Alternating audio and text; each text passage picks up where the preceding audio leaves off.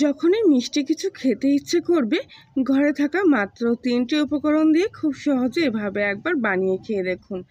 যেমন রসালো, তেমনি একেবারে নরম তুলতুলে, মুখে দিলেই গলে যাবে। একদম নতুন কায়দায় তৈরি। তো সেজন্য এখানে আমি 1 বাটি গোবিন্দভোগ চাল আগে থেকে ভিজিয়ে রেখেছিলাম। তো আগের দিন রাত্রিবেলা ভিজিয়ে রাখলে বেশি ভালো হবে, চালগুলো একদম ফুলে যাবে, এরকম নরম হয়ে যাবে। তো এই অবস্থায় চালগুলো ভালো করে জল ঝরিয়ে নিয়ে একটা মিক্সিং জারের মধ্যে নিয়ে নিচ্ছি। এবার আমি এখানে নিয়ে নিয়েছি 1 বাটি পরিমাণ টক দই। সমস্ত টক দইটা এর মধ্যে নিয়ে নিলাম। তো এখানে আমি এক্সট্রা কোনো জল ব্যবহার করছি না, টক দইয়ের সাথেই চালটা খুব ভালোভাবে এখানে পেস্ট করে নেব। টক দই আর চালের পেস্টটা এখানে তৈরি হয়ে গেছে। আর একদম এরকম মিহি করে কিন্তু পেস্টটা তৈরি করে নিতে হবে। এই দেখুন, চালের মধ্যে কিন্তু কোনো দানা ভাব নেই। তো এবার এই পেস্টটা আমি অন্য একটা পাত্রের মধ্যে ঢেলে নিচ্ছি।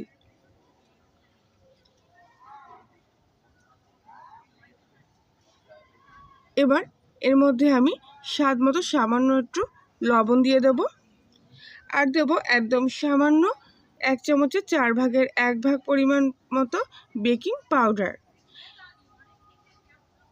এবার এর মধ্যে দিয়ে দিচ্ছি 1 চামচ পরিমাণ ময়দা।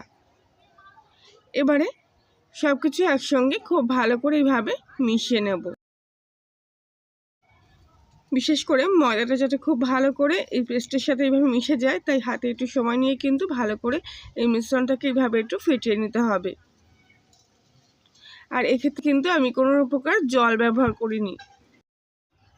আর যেহেতু আমি এখানে 1 বাটি গোবিন্দভোগ চাল নিয়েছিলাম, সেজন্য কিন্তু এর মধ্যে 1 চামচ ময়দা দিয়েছি। ময়দার পরিমাণটা কিন্তু বেশি দিলে চলবে না। আজকের এই মিষ্টিগুলো কিন্তু খেতে দারুণ মজাদার হয়। তো রেসিপিটি পছন্দ হলে সম্পূর্ণ দেখার পর ভিডিওটিতে লাইক, শেয়ার, কমেন্ট করার জন্য আপনাদের কাছে অনুরোধ রইল। আর আপনি যদি কলিনের রান্নাঘর নতুন সদস্য হয়ে থাকেন, তাহলে প্লিজ চ্যানেলটি সাবস্ক্রাইব করে পাশে থাকবেন এবং পাশের বেল আইকনটি প্রেস করবেন নতুন কোনো ভিডিওর আপডেট পাওয়ার জন্য।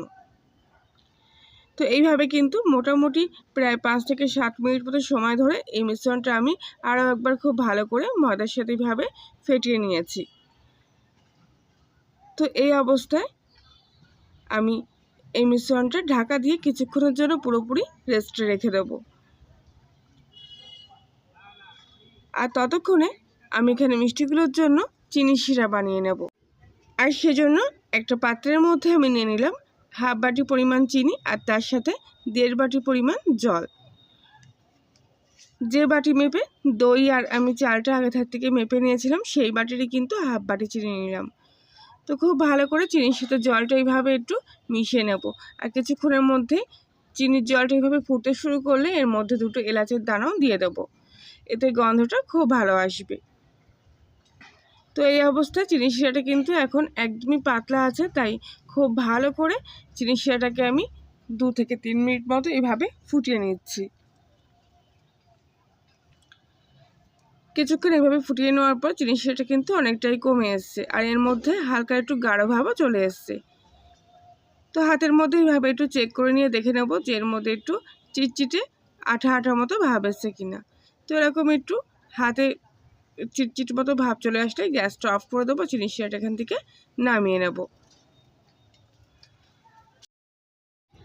এবার আগে থেকে যে পেস্টটা আমি রেস্টে রেখে দিয়েছিলাম, সেটা কিন্তু খুব ভালোভাবে এতক্ষণে সেট হয়ে গেছে। এই দেখুন, একটুখানি উপর থেকে হালকা একটা আস্তরণ সরিয়ে দিচ্ছি।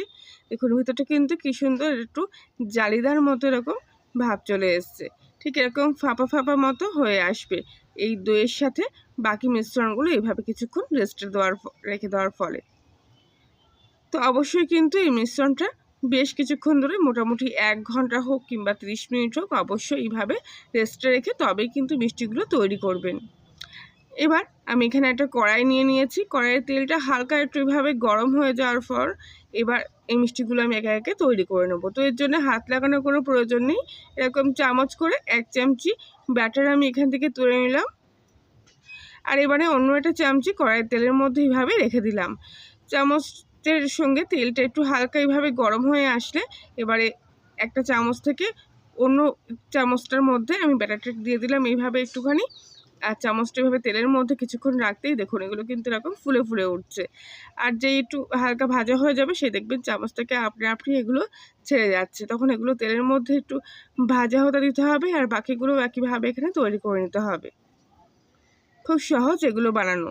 হাত দিয়েও আপনারা দিতে পারেন, তবে এইভাবে দিলে পরে শেপটাও ভালো আসে, মিষ্টিগুলো দেখতেও ভালো হয়, আবার হাতে লাগারও কোনো ঝামেলা থাকে না। চামচ দিয়ে কিন্তু এগুলো ভাজা হয়ে যায়। খুব ইজি একটা ব্যাপার। দেখুন একটা চামচ থেকে অন্য চামচে আমি একটু ব্যাটার লাগিয়ে নিচ্ছি এইভাবে, তারপর চামচটা এভাবে তেলে একটু ডুবিয়ে রেখে একটু নাড়াচাড়া করতেই কিন্তু মিষ্টিগুলো এরকম বেলুনের মতো ফুলে উঠবে। আর ফুলে উঠলেই চামচ থেকে এইভাবে ছাড়িয়ে যাবে। আর ততক্ষণে বাকি মিষ্টিগুলো যেই ভাজা হয়ে যাবে, মানে একটু কালার চলে আসবে, তখন কিন্তু সেই মিষ্টিগুলো আমি তেল থেকে তুলে নেব। আশা করছি আমি মুখে ভালো করে বলে বোঝাতে না পারলেও আপনারা হয়তো দেখে বুঝতে পারছেন যে আমি কিভাবে এগুলো তৈরি করছি। এই দেখুন কত সুন্দর কিন্তু মিষ্টিগুলো তৈরি হচ্ছে। তো আমি এখানে 2 in 1 কালার করার জন্য কিন্তু মিষ্টিগুলো এইভাবে ভেজে নিচ্ছি। তবে ওপর পিঠটাও কিন্তু ভাজা হয়ে যাচ্ছে, কেননা হালকা হালকা তেল এইভাবে কিন্তু ওপর থেকেও মিষ্টিগুলোর গায়ে পড়ছে, সেই জন্য ওপর থেকেও কিন্তু হালকাভাবে ভাজা হয়ে যাচ্ছে। তো তেলটা যত ভালো করে গরম হবে ততই কিন্তু মিষ্টিগুলো একসঙ্গে অনেকগুলো এইভাবে ভেজে নিতেও পারবেন, কেননা তখন কিন্তু তাড়াতাড়ি করে এই চামচের মধ্যে ব্যাটারটা এইভাবে ফুলে উঠবে।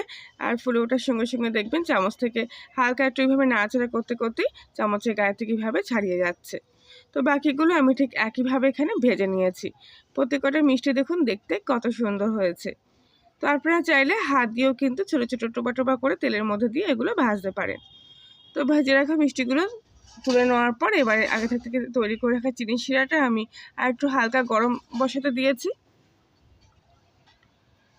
তো মিষ্টিগুলো হালকা একটু গরম থাকবে, আর চিনির শিরাটাও এরকম একটু প্রথম অবস্থায় গরম করে নিতে হবে। তারপরে এই ভেজে রাখা মিষ্টিগুলো চিনির শিরার মধ্যে দিয়ে দিতে হবে। দিয়ে খুব ভালো করে এইভাবে উল্টো পাল্টে নাড়িয়ে চাড়িয়ে নিতে হবে। কিছুক্ষণ ধরে চিনির শিরাটা খুব ভালো করে মিষ্টিগুলোর মধ্যে নাড়িয়ে চাড়িয়ে দেওয়ার পর গ্যাসের ফ্লেমটা একদম হাইতে দিয়ে তারপরে 1 মিনিট মতো খুব ভালো করে মিষ্টিগুলো চিনির শিরার মধ্যে এইভাবে ফুটিয়ে নিতে হবে। তারপর গ্যাসটা পুরোপুরি অফ করে দেবো, আর গরম অবস্থায় এই মিষ্টিগুলো ঢাকা দিয়ে রেখে দেবো। এইভাবে করলে মিষ্টিগুলো পুরো একদম রসালো হয় ভেতর থেকে। তো ঠিক 1 ঘন্টার মতো আমি এই অবস্থায় রেখে দিয়েছিলাম। আর দেখুন মিষ্টিগুলো দেখলেই বুঝতে পারছি রসে কিন্তু একদম ভিজে গেছে, আর অনেকটা চিনির শিরা কিন্তু এখান থেকে টেনেও নিয়েছে। তো এগুলো একদম নরম তুলতুলে হয়। আমি এখান থেকে একটা মিষ্টি তুলে নিয়ে দেখাচ্ছি, দেখুন কত সুন্দর রসালো হয়েছে। ছানা, পনির, দুধ কিছুই লাগবে না। সামান্য ঘরোয়া কয়েকটি উপকরণে এই দারুণ স্বাদের ইউনিক এই মিষ্টিগুলো এইভাবে একবার বানিয়ে খেয়ে দেখুন। অনেকে এগুলো মিষ্টি পিঠেও বলতে পারেন। শুধু শীতকাল না, 12 মাসে কিন্তু এরকম মিষ্টি পিঠে একবার খেলে বারবার খেতে ইচ্ছে করবে। তো এখান থেকে একটা মিষ্টি আমি কেটে নিয়ে দেখাচ্ছি, দেখুন কত সুন্দর নরম তুলতুলে আর রসালো হয়েছে। তো বন্ধুরা আজকের মতো রেসিপিটি এই পর্যন্তই। আবার দেখা হচ্ছে অন্য একদিন। ততক্ষণ সবাই ভালো থাকবেন, সুস্থ থাকবেন।